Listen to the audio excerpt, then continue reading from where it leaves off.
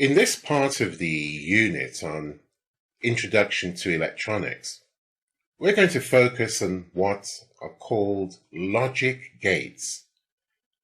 Now, the question you're probably asking yourself is, what exactly are logic gates? Well, logic gates are in fact electronic switches, and these switches are used to process information. Now, the reason why they're called gates is because they open and they produce output signals. However, this is based on the correct combination of input signals. In other words, the output signal is dependent upon having the correct input in terms of the combination of the signals going into the gate. Now, if you look at the diagram on the right-hand side, what you'll see is an example of a microchip which contains, in this case, 4 NOT gates. Now, logic gates are in fact used in a wide range of devices. And as you can imagine, they're used in computers, they're used in cell phones, smartphones, they're used in a range of MP3 players, and they're used in a multitude, a large number of electronic devices that you use every day. Now, in terms of the microchip itself, in terms of the logic gates, well, a large number of logic gates can be incorporated in one electronic chip, as in this diagram here at the bottom. So this diagram has a large number of inputs. You can see these things sticking out of the chip. These are actually the inputs for the gate. So you can have a large number of gates on one electronic chip. So what we're going to do, we're going to look at the different types of logic gates and how they're used to process information based on the correct combination of input signals.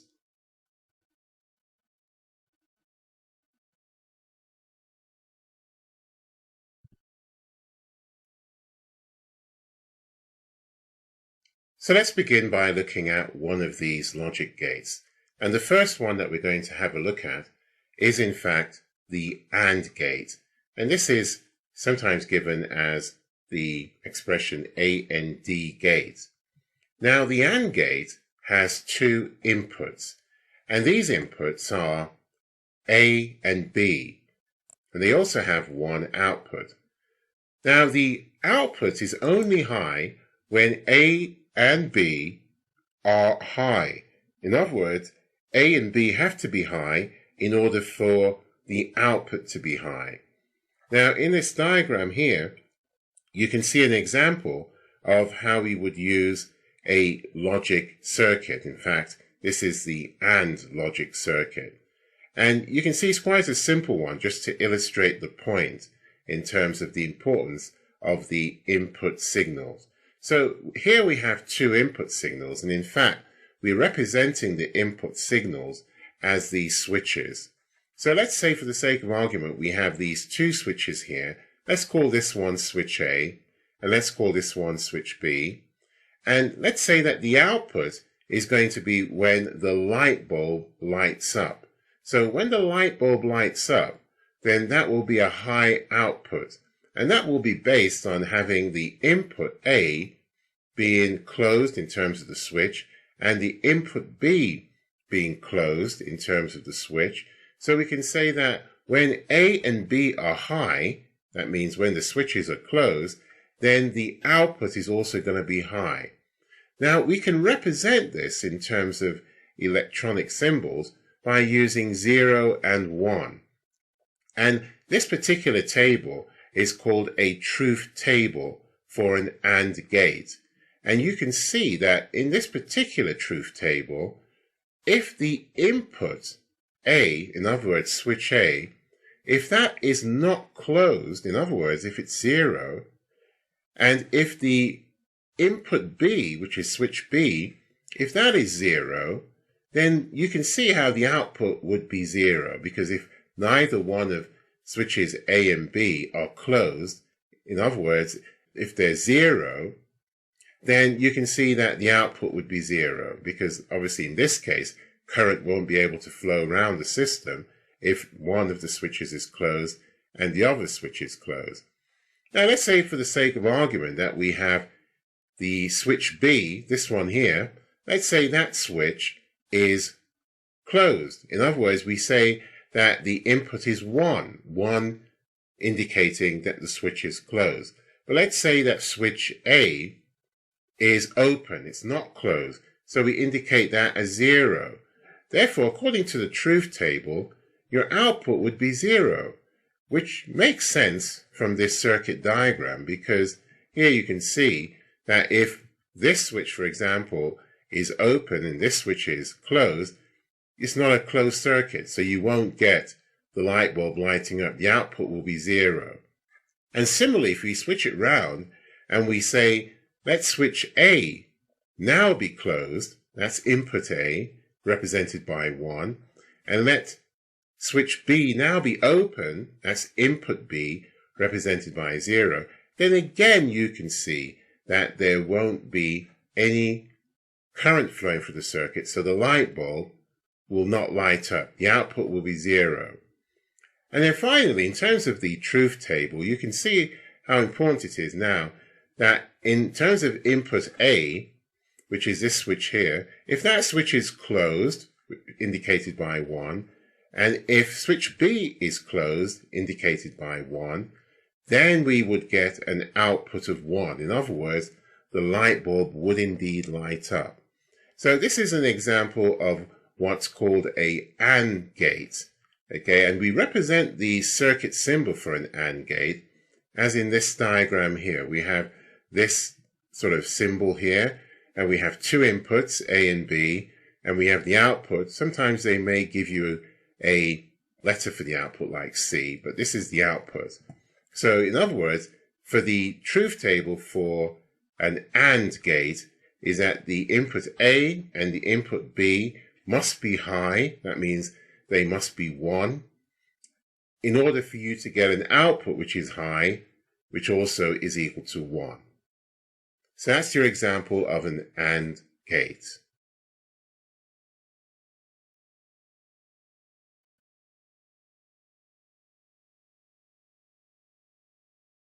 So now let's have a look at another type of logic gate. And this time we're going to have a look at what's called the OR gate.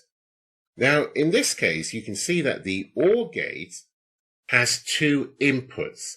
And if you look at the diagram just below here, you can see that the two inputs are just like, for example, in the case of the AND gate. Let's call those two inputs A and B. Now let's assume that in this particular case, just like in the example of the AND gate, that A and B are switches. So you can see that in this diagram here, where we have again the light bulb, and the idea is that if the light bulb lights up, then that is going to be the output, the desired output. That's what we want. So in order for that light bulb to light up, we need to see what the input needs to be in terms of the combination of inputs. Now, in this particular case, you can probably recognize that in this circuit diagram, the switches are actually in parallel. And in the previous one, we saw the switches were in series. So in the AND gate, the switches were in series. Now, let's have a look at the truth table. Now, in the truth table, you can see that if we have the input A, which is switch A over here, hasn't been labeled on the diagram, but let's just assume that this is switch A, and we have switch B just below it. Now, if both of those are open, in other words, that's represented by input A being 0 and input B being 0. If both of those are open, you can see that there wouldn't be an output. In other words, the light bulb wouldn't light up. Now, look at the next case in terms of the next scenario. Let's say that we have input A is open. That means the switch A is open. So we represent that as 0. And let's say we have input B, which is switch B, being closed. So we can represent that as being 1. Now you can see that in this particular case, there is an output, and that output is high. In other words, we can give that the number 1. In other words, the light bulb will light up. So regardless of whether switch A is open or closed, if switch B is closed, in other words, if input B is equal to 1, then the output is equal to 1. In other words, the bulb will light up. And again, if we reverse that and say, okay, let input A, which is switch A, let that be closed, let that be equal to 1, and switch B, let that be open, let that be equal to 0, then you can see the bulb would indeed light up. In other words, the output would be 1. And also, in terms of this particular truth table, you can also see that if both switches A and B were in fact closed, in other words, if the input A was 1 and the input B was 1, then you can see that output would be 1. And in fact, the light bulb would light up. So this shouldn't be a surprise to you, because obviously knowing about parallel circuits, you would know that this would be the case in a parallel circuit. And in fact, this is the case, because just think about the Christmas trees that you have, the lights for your trees. If they're arranged in parallel, if one of the bulbs in the light tend to break or doesn't work, then the Christmas tree will still light up because it's connected in parallel.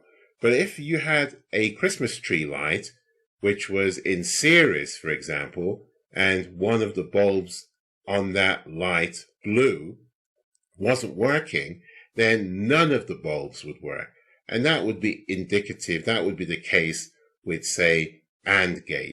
So the circuit symbol for an OR gate is given as in this diagram. And you can see that it's slightly different to the circuit symbol given for an AND gate, in that the shape of it is slightly different, but you still have your two inputs, A and B, and your output coming out. But it's just the actual shape is different to that of a AND gate.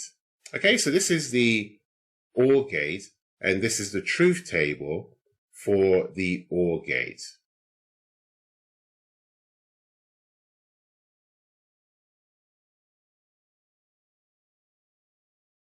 So let's now look at another gate, and this time we're going to look at something called a NOT gate. Now, a NOT gate is quite unique in many ways compared to the previous gates that we've looked at, because in the case of a NOT gate has only one input and one output. Now, the output is always the opposite of the input. This is what makes it interesting. So in other words, a NOT gate is sometimes called an inverter because it inverts what goes into the input. In other words, what goes into the input is going to be the opposite when it comes to the output. Now, NOT gates are often used in combination with other logic gates. So if we look at the truth table, you'll see the truth table is relatively simpler to understand than the other tables. Not that the other tables are difficult. There's a lot less involved when we come to the truth table for the NOT gate. And so you can see here that if the input for the NOT gate is 0, the output is the opposite. It's going to be 1. And if the input is 1 for the NOT gate, then the output is 0. So you can see that this is quite straightforward to see and understand. And in terms of the circuit symbol for a NOT gate, well, that's given us in the diagram here. And you can see that now it's a lot different to the ones we've seen before for the AND gate and the OR gate. In this case, what we have here is a triangle. But you should notice there's a circle here, a small circle at the tip of that triangle. And you'll find that this is the case always when we come across certain types of gates. I'll explain to you as we go through this. Now there is another type of gate, and this gate is called a NAND gate, which is AND gate with an N at the front, a NAND gate. Now, what is a NAND gate? Well, a NAND gate is really just a NOT gate and a AND gate which are combined together. So in other words, it's the AND gate, and in terms of the truth table for the AND gate, but then we just reverse everything. Now, what do I mean by that? Well, if we have a look at the NAND gate, the NAND gate has two inputs and one output, just like the AND gate. And you can see the diagram here below in terms of the circuit symbol. It does look a bit like the AND gate, but the only difference is it has this circle, which is at the tip of the symbol here for the AND gate. Now, as you can see that the outputs are the opposite to those that you would obtain with an AND gate. And so here you can see if the input for A is 0 and the input for B is 0, the output is actually 1. Whereas, remember with the AND gate, if it was 0 and 0, then the output would be, in fact, 0. And again, with the NAND gate, if the input A is 0 and the input B is 1, then in this case, you get an output of 1. Whereas with the AND gate, your output would have been 0.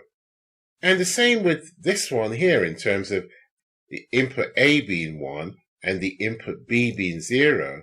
Again, with the AND gate, you would expect to get an output of 0. But again, here, you get an output of 1. And also, having an input A of 1 and an input B of 1, in the AND gate, that gave you an output of 1. But here, you get an output of 0. So you can see that the NAND gate truth table is really just the AND gate, but the opposite in terms of the output. And that's the reason why we have that little circle here, to show you that it is in fact the opposite of the AND gate in terms of the output. So this is the circuit symbol for a NAND gate, and we're going to look at this in a little bit more detail when we look at combination of logic gates.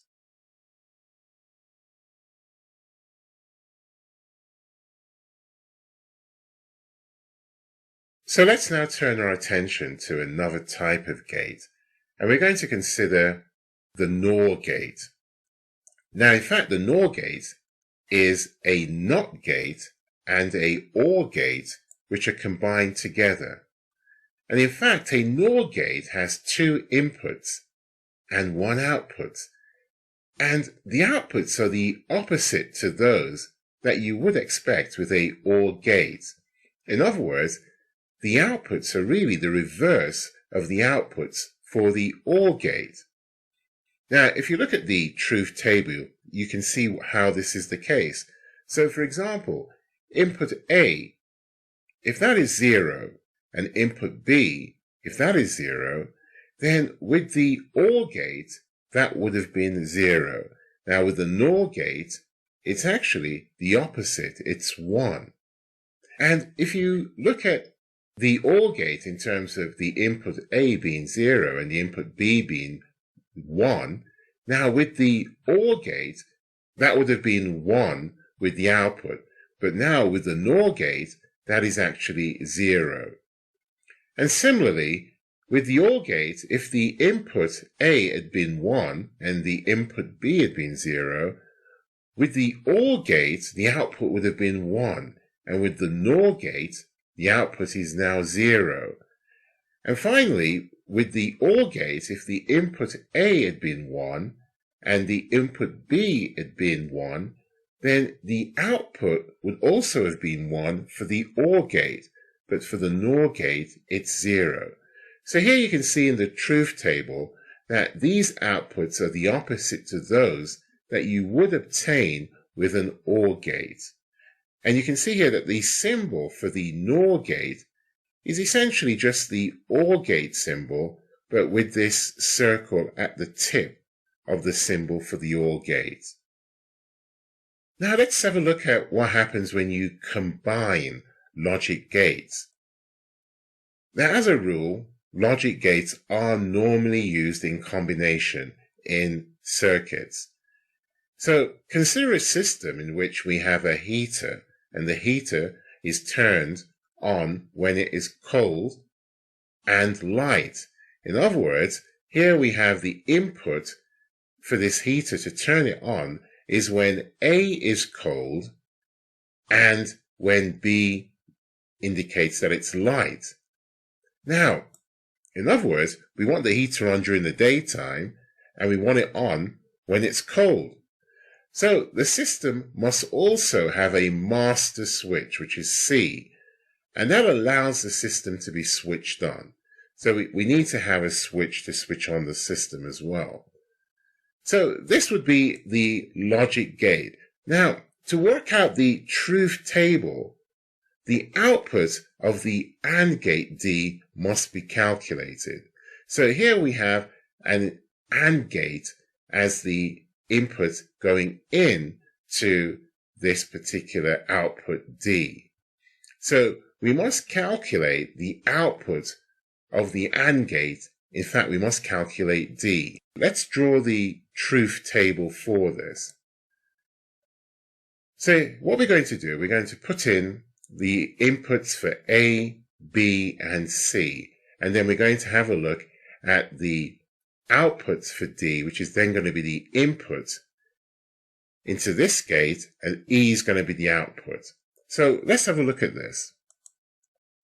So what we're going to do is we're going to put in what we know to be the output from the AND gate, which is this one here, when the inputs are A and B.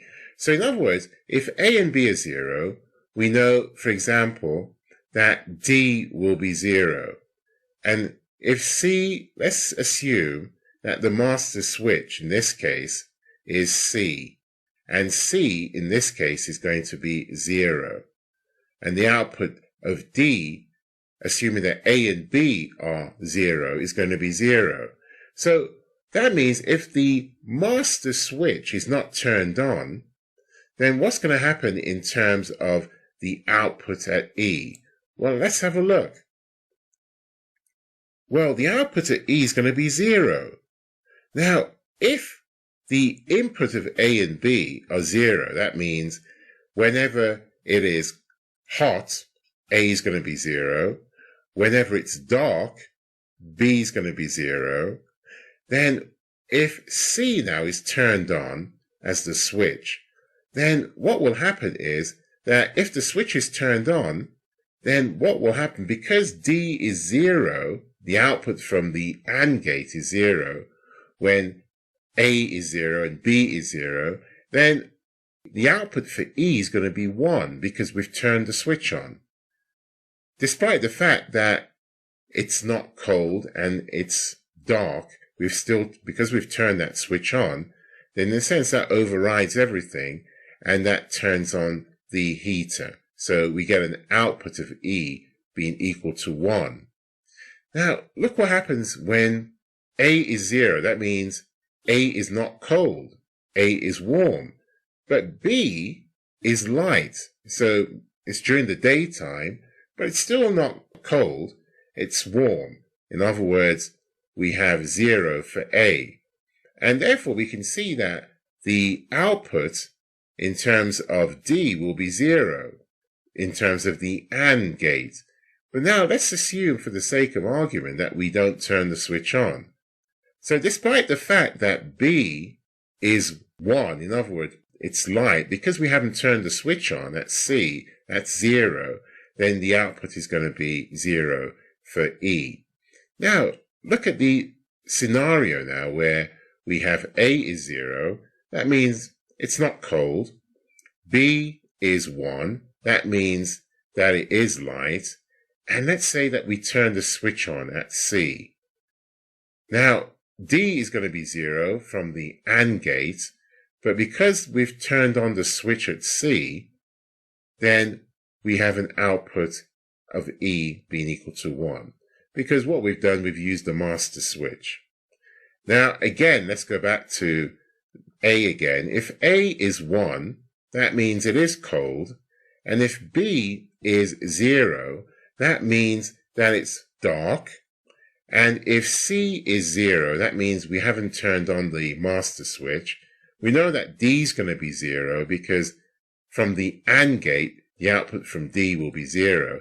So we know that the output E is going to be equal to 0. And then let's have a look at the scenario now where we have A. Again, A is 1. So we know that's indicating that it's cold. And we also know B is 0. That means at night it's dark. C is equal to 1, which means we've turned on the master switch. We know that D is going to be 0 because of the AND gate. Output from the AND gate is going to be 0. So E is going to be equal to 1.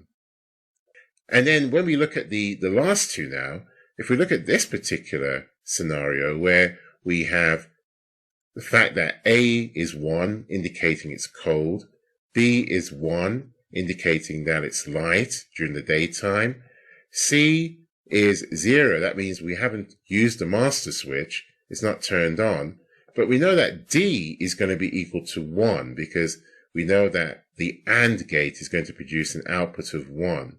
So even though C is 0, you can see that because we're using now this OR gate here, then what will happen is that the output at E will be 1. So in other words, what will happen is even if we don't turn on the master switch, because it's cold in terms of the input A, and because it's during the daytime, the input at B, then the output at E is going to be 1, which is high, which means that the system will be turned on, the heater will be turned on. And then obviously with the last scenario, if we have A equals 1, indicating it's cold, B equals 1, indicating it's during the daytime, C is equal to 1, which means the master switch has been turned on, then because D is going to be 1 from the output from the AND gate, then if D and C are 1, then the OR gate is going to produce an output of 1, which means the heater will come on. So this is an example of how we've used a combination of logic gates to produce the outcome in terms of the desirable outcome when it's needed, and when the outcome is not needed, the system has the facility to ensure that doesn't happen, and then we have a master switch that we can use to override the system.